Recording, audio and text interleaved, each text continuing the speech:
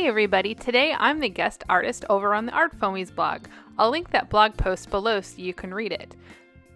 So today I'm creating a double page spread journal in this Dina Wakley media journal.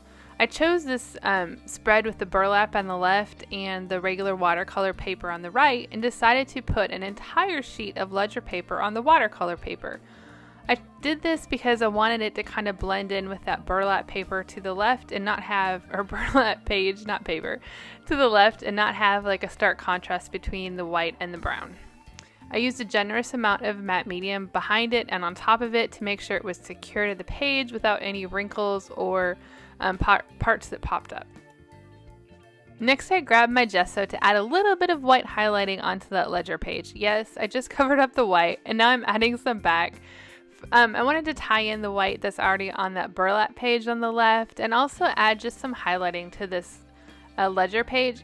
And I also really like how gesso kind of flows on these old ledger pages. For some reason, the quality of the paper clings onto this gesso and even just adds more to that old kind of worn look of the ledger page. I'm just watering down the gesso a little bit, spreading it through the page, covering up maybe any funny spots. I was also kind of concentrating on that right side. I wanted to kind of cover up that blue line that was down the center of it, try to mask it a little bit. And also I know that I'm going to be adding a drawing on the right, so I wanted a little bit more gesso to the right side as well.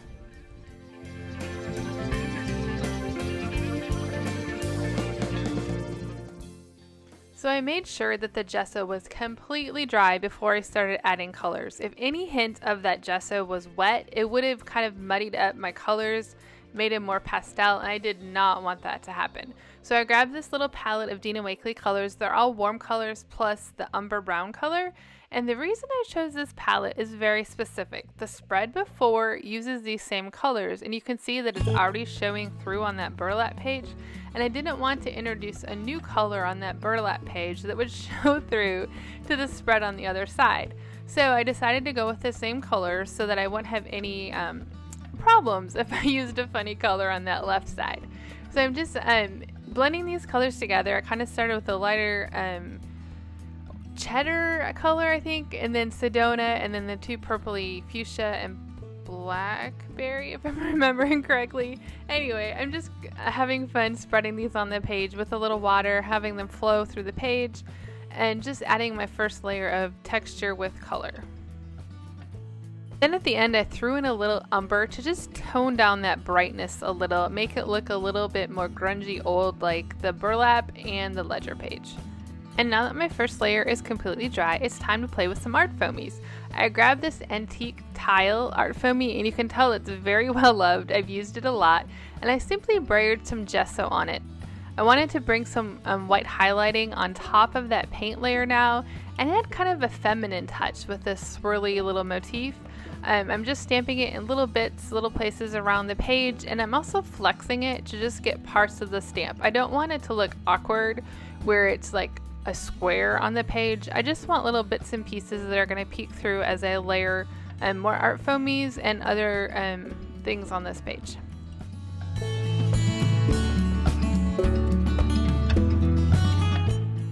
Next, I'm creating some additional texture with this mixed up numbers ArtFoamie. This is my first time using it. So my first idea is to use a paintbrush and just spread the color on it. I'm using Umber. And I haven't used the stamp before, so I wasn't sure how this technique of spreading paint on it was going to work. I found that because the numbers were kind of a little bit more fine, a little bit more spread apart, the paintbrush method didn't work as well.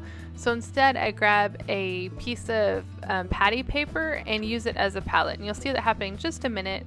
After I decided that the painting on the paint didn't work as well, I'm using this method. I'm using the patty paper as a little stamp pad, and it's working a lot better. The delicate numbers are definitely picking up the paint this way, and I'm not getting as much gushy paint between the numbers.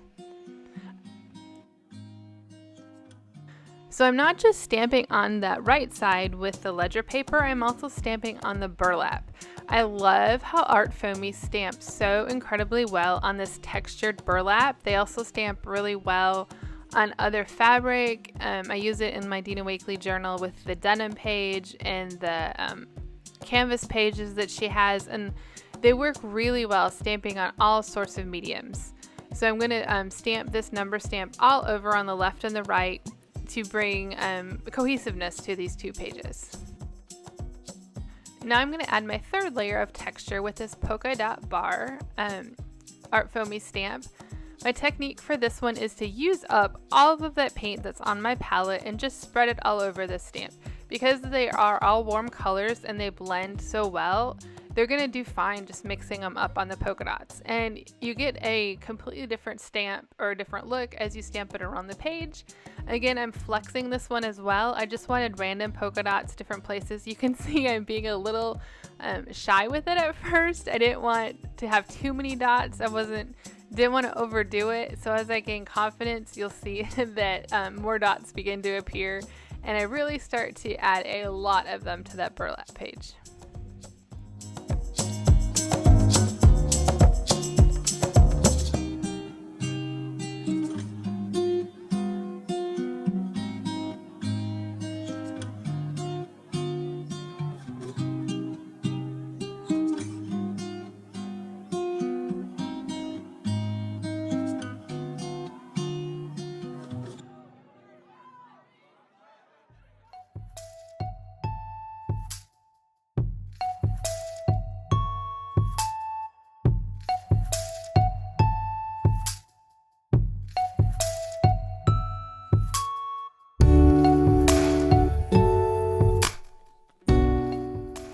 Now that I've created all this amazing texture with 3 different ArtFoamies, I noticed that the center of my journal page was kind of looking a little funny. I had a funny stripe of paint that didn't blend in very well, so now I'm kind of fixing that. I'm going to also pull some more of that paint to the left over on the burlap and scruff it up a little bit. You'll see that I flip over and make sure that I'm not going through or making it look funny on the other side. I didn't want to be over generous that it's going to mess up the artwork that I already did, but I'm adding the same colors, so in theory it really shouldn't look bad.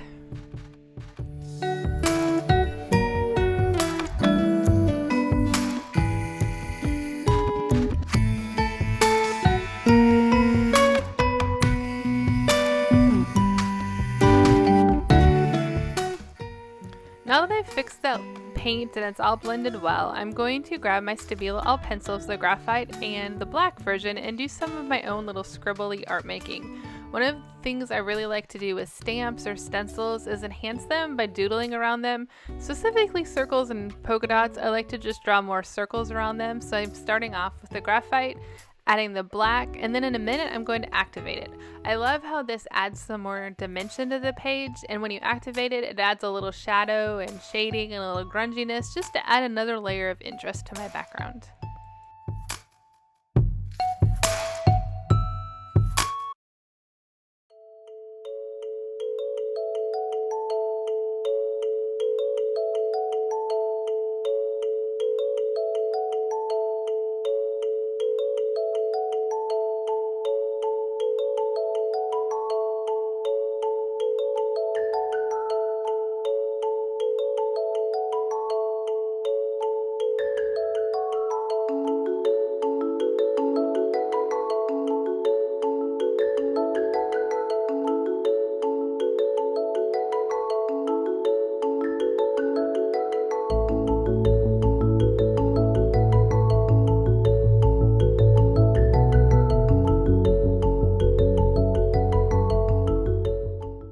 Now that my background layers are finished and dry, I'm going to begin to add my top layers. So I know that I'm wanting to draw a leaf shape on the right side. It's one of my little favorite elements to add to my pages. If you follow along with me, you've probably seen me add this shape or something similar to a lot of my journal pages, and I wanted to add it on this page as well. I like the vertical nature of it, that brings your eye from the top and the bottom of the page and adds a little feminine element sometimes to the grungy nature. But in order to put this leaf on my page, I needed to know where to put it. So I used the ArtFoamies to spell out "use your wings," which was the saying that I wanted to put on my page, just to kind of hold place for that on the pages, so I didn't mess up and put this leaf shape or the leaves in a funny spot, that it would blend in really well with the saying I'm putting on the page as well. So I'm sketching out this leaf first in charcoal pencil. As you can see, the reason I do this is because it erases very well, and I had to touch up and erase a couple of those leaves that turned out kind of funny. And once I have it looking how I want, I grab the Stabilo L and trace it again. I use this Stabilo because when I activate it, it's going to add some great shading in these leaves. At this point, I'm thinking that I'm just going to shade them with some Stabilo and gesso, but you'll see in a minute after I pour that gesso that I never use it and I change my mind and grab a color instead.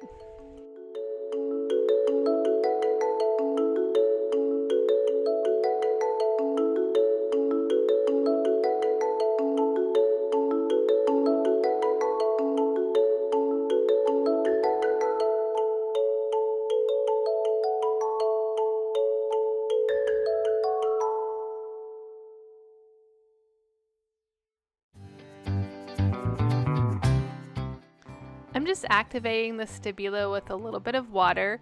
I'm kind of being overly dark with it, I guess. I'm getting too much black in there. It's getting a little dark, and so I'm grabbing a baby wipe and kind of wiping it away, doing the happy dance between getting a little too dark and not enough shadow, but then it has enough shadow, but then I erase too much and have to get my Stabilo out and draw some lines. So it's just a little back and forth moment here, trying to get these leaves to look the shape I want and the shadow I want, and I'm still thinking that I'm going to put white on the inside of them, and in a minute you'll see that I change my mind and decide that I want a pop of color instead. And here's my pop of color. I grabbed this Peacock color by Dina Wakley. You can see on the right I looked at a couple greens first and decided that because blue and orange are complementary, I thought it would pop a little bit better. Now red and green are also complementary, but the page was skewing a little bit more orange than red, so I thought the blue would be a really good contrast. Plus, it just looked a little happier, a little bit different, a little fun.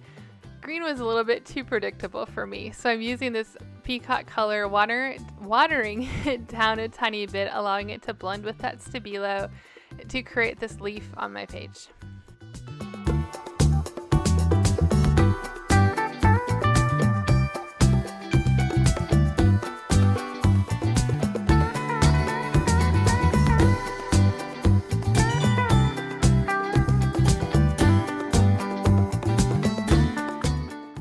I ended up needing to add just a little bit more Stabilo to bring out that line in the center again, and activated it with water and the Peacock paint itself to bring out the dimension of that leaf. And now that my leaves are finished, I'm going to push it aside and begin to work on my butterfly wings while the page dries. So before I even started this page, I had an inspiration of using these butterfly wings. My goal was to somehow use them on the page that I could lift them up and put a little word underneath. So I'm using black gesso to stamp on a piece of ledger paper. First I'm using my brayer to roll on it, and that was becoming too tedious.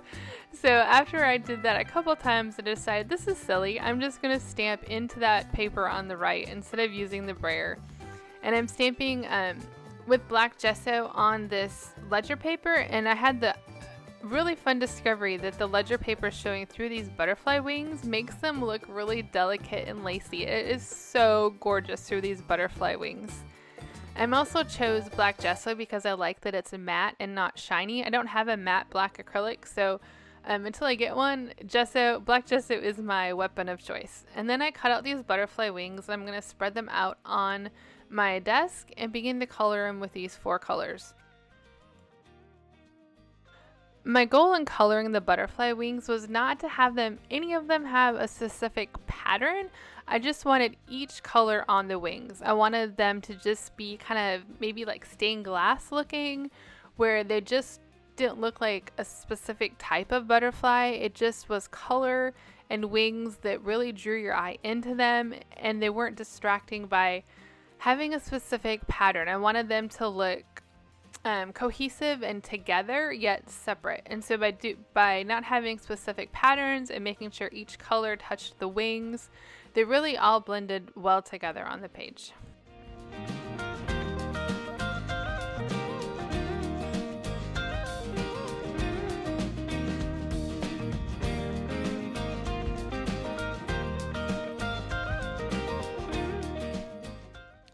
So for some reason, I either forgot to record or I accidentally deleted the clip of me adhering these butterfly wings to my journal pages.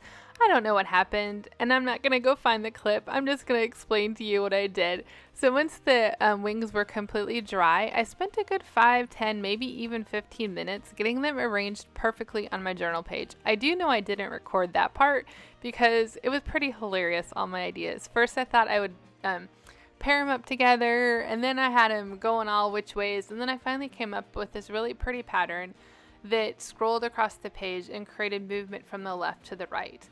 When I had the pattern set, I grabbed some of Dina Wakley's heavy gel medium and put it just under that center part of the the wing, so that it would stand up and you could poke a little word underneath.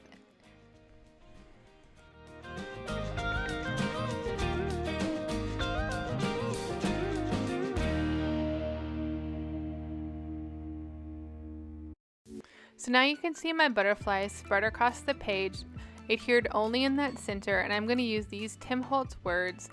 I chose really encouraging words like inspire, create, travel, discover, all things that happen when you use your wings. And I'm going to stick one word under each of the butterfly wings as little treasures or little things to discover as you look on this page. Now, you're gonna probably laugh. I counted these wings like maybe 5 times, and there are 11 wings, I think. 1, 2, 3, 4, 5, 6, 7, 8, 9, 10, 11, right? Okay, there are 11 wings, but for some reason, I didn't get out enough words there.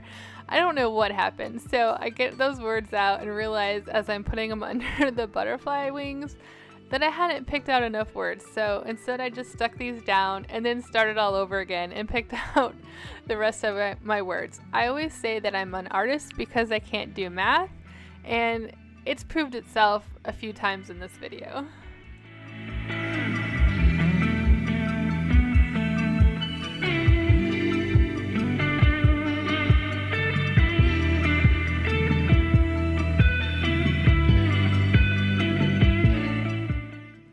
Here's the second set of words that I'm sticking under those butterfly wings. So I didn't do anything special to them on that right side on the ledger page, but when it gets to the burlap, I am putting a little bit of that Dina Wakley heavy gel underneath of them to make sure that they stick securely to that burlap.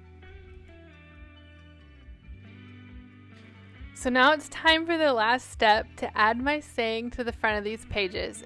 I decided to use a jelly plate as my stamping surface because it's going to keep that black gesso wet longer. It's going to be really solid and allow me to stamp courageously into it. I can tell you that I was absolutely nervous. Look at all those W's I'm stamping because I am completely avoiding doing this. I was really nervous to stamp this down because once you start, you don't want to mess up.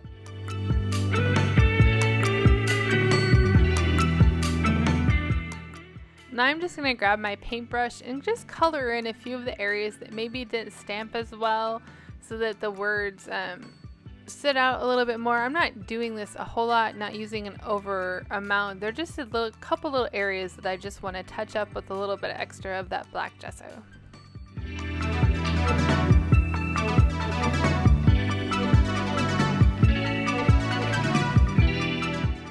And this is my final step of these 2 pages. I really hope they have inspired you to use your wings to grab out some ArtFoamies. If you don't have any ArtFoamies, to run over to that ArtFoamies website and order a few. Check out the special. There's usually some fun free ArtFoamie that you get with purchase every month, and there's some amazing ArtFoamies besides these 5 different sets that I use. I want to thank the ArtFoamies team for allowing me to be a guest artist this month, and I look forward to seeing how this page also inspires you. If you happen to use it for inspiration, go ahead and tag me on Instagram so I can find your wonderful art. And make sure you also check out my blog post on ArtFoamies. That'll be linked down below, as well as the supply list, links to how to purchase some of the supplies, and links to the exact ArtFoamies that I used on those pages. Thank you so much for watching, and happy creating.